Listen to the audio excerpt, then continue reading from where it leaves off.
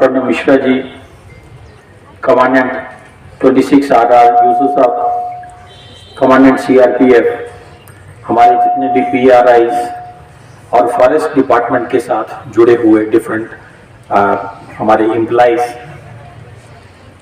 मैं कोई subject expert नहीं हूं, बट ब्रॉडर एस्पेक्ट में अगर हम देखें, फॉरेस्ट डिपार्टमेंट 3 मेजर हिस्सों में बटा हुआ है।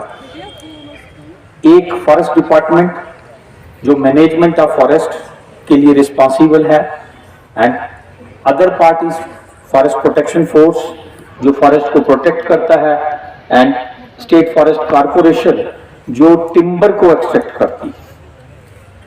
तो मैं यहाँ ये बताना चाहूंगा कि हमारी फॉरेस्ट कॉर्पोरेशन में शायद इतने एम्प्लॉइज नहीं होंगे जितने नॉन टिम्बर फॉरेस्ट प्रोड्यूस पे लोग डिपेंडेंट हैं। मैं किश्तवाड़ की बात करूंगा। पिछले 3-4 दिन पहले एक डिस्कशन हो रही थी कहीं पे,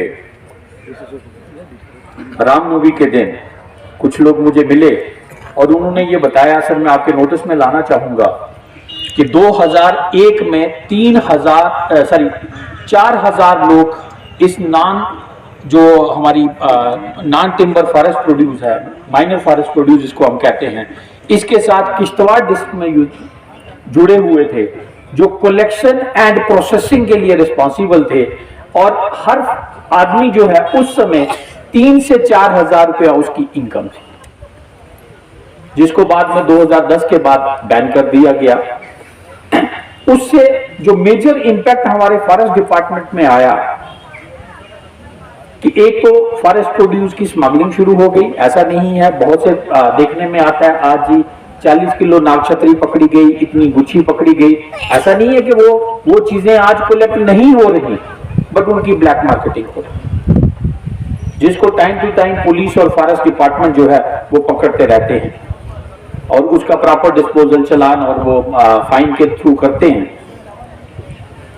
मेरी एक ही रिक्वेस्ट रहेगी कि अगर हम इसको रेगुलेट करते हैं और किश्तवाड़ डिस्ट्रिक्ट में आज की डेट में हम फॉरेस्ट प्रोड्यूस को फैसिलिटेट करें एंड रेगुलेट करें, हम 5 से 6,000 लोगों को जो गांव के हैं, चाहे मैक्सिमम उनमें लेडीज आती हैं, जिनको हम रोजगार दे सकते हैं और उनकी जो एटलीस्ट जो प्रोडक्शन जो इनकम है वो 6 से 7,000 हर एक। दे ओन दैट फॉरेस्ट। नॉर्मली ये देखा गया है कहीं जंगलों में आग लग रही है तो वो लोग इतना इंटरेस्ट नहीं लेते। उसका कारण ये है कि उनको उनसे बेनिफिट नहीं मिलता। अगर हम इसको फॉरेस्ट प्रोड्यूस को अलो करते हैं और उन लोगों को पता है हमारा रोजगार इस फॉरेस्ट से जुड़ा हुआ है, नॉर्मली वो लोग उनमें से ही चंद लोग जो है वो आग लगाने वाले होते हैं ताकि वो घास अच्छा मिले, तो घास अच्छा उगे और वो उनके मवेशी जो हैं उन पे गुजारा कर पाए। बट जब उनको ये पता होगा अगर आग लगेगी हमारी माइनर फॉरेस्ट प्रोड्यूस जो हम कलेक्ट करते हैं वो भी खत्म होगी, टिम्बर भी खत्म होगा, तो वो एक बी फीलिंग हम जनरेट कर पाएंगे और अपने फॉरेस्ट को अच्छे ढंग से प्रोटेक्ट कर पाएंगे। इसी तरह से सर टिम्बर एक्सट्रैक्शन की मैं बात करूंगा। अर्लियर यहां था कि राशन कार्ड पे डिपोज खुले हुए थे, जो जनरली मेरे पास बहुत से लोगों की डिमांड आती है। यूं ही हम यूटी में कन्वर्ट हुए, वो बीपीएल कैटेगरी के लोगों को टिम्बर जो है कंसेशनल रेट्स पे बंद हो गया। आई नो कि that is not uncovered under rules, but उसमें हमें जो लोग फॉरेस्ट के नजदीक रह रहे हैं they are not well to do, मकान बनाने के लिए जैसे हम प्राइम मिनिस्टर आवास योजना में मकान देते हैं तो वो उनको 2.5 लाख के करीब मिलता है, लेकिन अगर वो टिम्बर मार्केट से खरीदेंगे तो मेरे ख्याल में वो 2.5 लाख उसी में कवर हो जाएगा। तो मेरी ये हम्बल सबमिशन रहेगी कि इस पे कोई गौर किया जाए।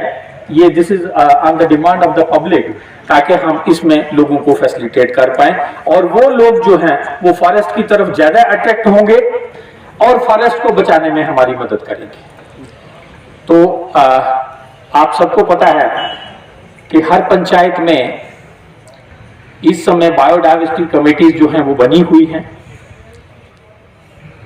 आपका जो एरिया है 8,000 स्क्वायर किलोमीटर इस डिस्ट्रिक्ट का सर एरिया है, जिसमें अप्रोक्सीमेटली 7,000 स्क्वायर किलोमीटर के करीब, उससे भी ज्यादा मैं कहूंगा, फॉरेस्ट एरिया आता है।